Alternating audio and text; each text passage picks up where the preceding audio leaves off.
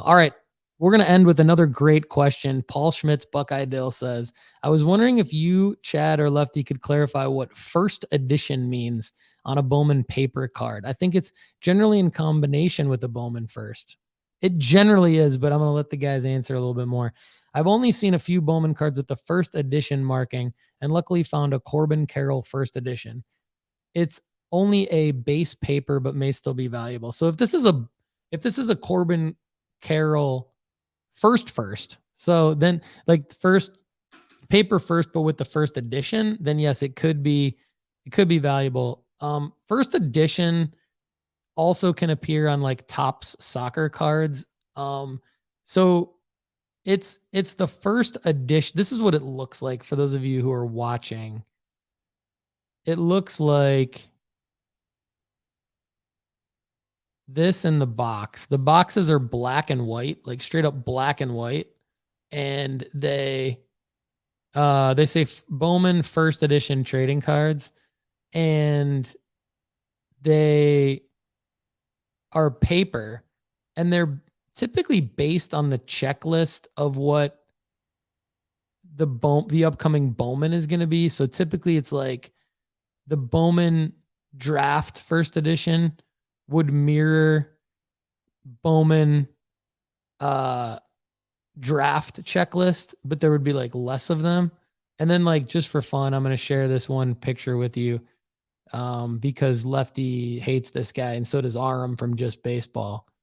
But this is a Khalil Watson Bowman first. So it's like it's a paper card, but it's a first Bowman logo up here and then the first edition logo down here. I have no idea. Oh, this is a lot of 100 of these Khalil Watsons for $5,000. Wow, ignore that. That's a ripoff. That's crazy. Anyway, this is what Buckeye Dill's asking about when you see this first edition. So it's a differentiator off of the first paper.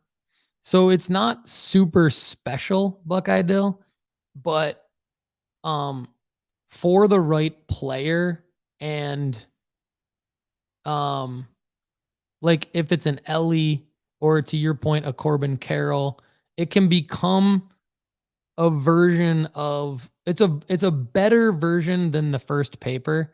And it can be comparable to the first Chrome, or it can be better than the first Chrome because it's a first.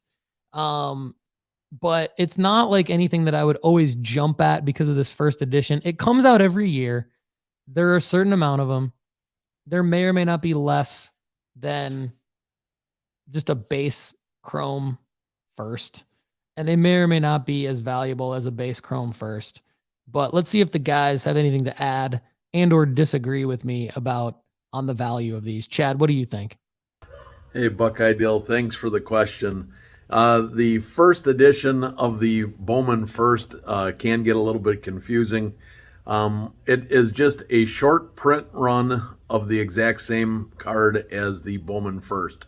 So it's a much shorter print run, and the people with the 582 Montgomery Club are the people that get first shot at the Bowman First edition boxes.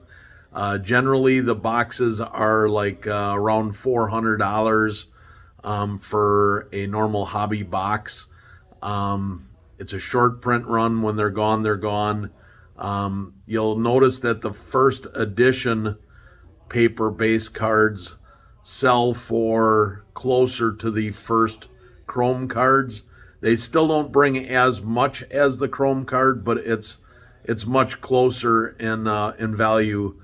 Certainly a little bit more valuable than the Bowman First without the first edition logo. So great question. Appreciate it. Keep the questions coming and happy collecting.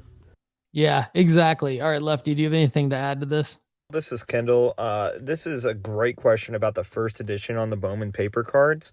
So Bowman does its 3 big releases each year, and obviously it has some auxiliary releases as like Bowman's Best and Bowman Platinum and things like that, things we don't recommend you investing in. But the 3 big ones every year are Bowman Draft, Bowman Baseball, and then Bowman Chrome.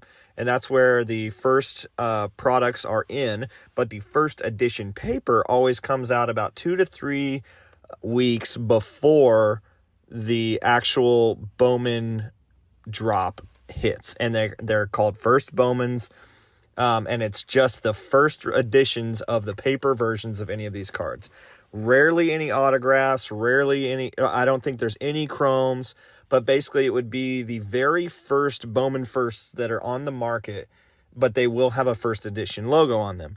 The only thing that's unique about this is they're only paper.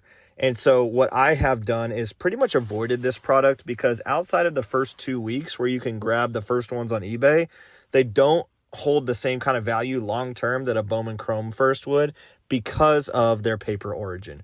So that's where it comes from. It basically comes out about 2 to 3 weeks before their scheduled releases, and I believe it only happens for draft and Bowman Baseball, the one that releases during spring training. So that's kind of your answer. Hopefully that was beneficial to you. There are some of them that hold a lot of value. For instance, the Corbin Carroll one that you have, there is still value there. It's just not one that I typically recommend investing in, especially for the wax product, because in 3 weeks a chrome is going to come out of the same cards that you're pulling. So thanks, Paul. Love your comments and questions on the show, and hope that receives you well. Yeah, exactly. All right. So I'm glad all three of us were on the same page with that from a value standpoint. And Kendall added a little bit more information about, why you see it, when you see it, what it means. I would avoid the hobby boxes. I would not buy the hobby boxes. I have done that in the past because I was overexcited and didn't check with Kendall first. And I wish I would have spent that $400 in a different way. I think I sold it for probably close to that on eBay. Probably broke even on that, but tied up $400 for a few months. Anyway, yeah, great question, Buckeye Dill. Everyone